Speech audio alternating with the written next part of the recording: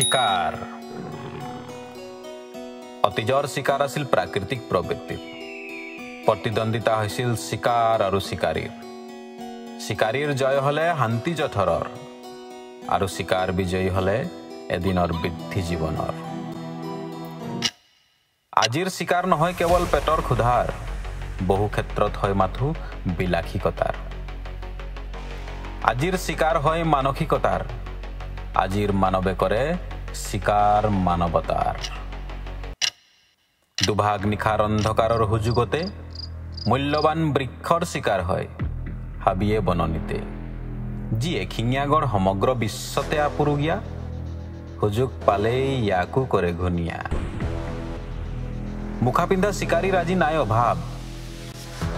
ৰাতিৰ এন্ধাৰত নিমিষতে সলনি হয় তেওঁলোকৰ স্বভাৱ নিখংগ ৰমণী দেখিলেই জন্ম হয় শিকাৰৰ মনোভাৱ ৰাতিপুৱা আকৌ হয় ভদ্ৰলোকৰ আবিৰ্ভাৱ আজিৰ শিকাৰী অদৃশ্য শিকাৰো নহয় সতৰ্কবান জনপ্ৰিয় অভিনেতাই কৰে অখাদ্যৰ বিজ্ঞাপন আবাল বৃদ্ধ বনিতাই তেওঁকে কৰে অনুকৰণ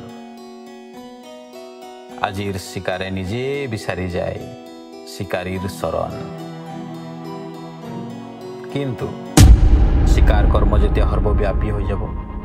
এই প্ৰকৃতিৰ অধিনিয়মৰ প্ৰতি প্ৰত্যাহ্বান হৈ ৰব আৰু তেতিয়াই সূচনা হ'ব প্ৰতিশোধ প্ৰকৃতিৰ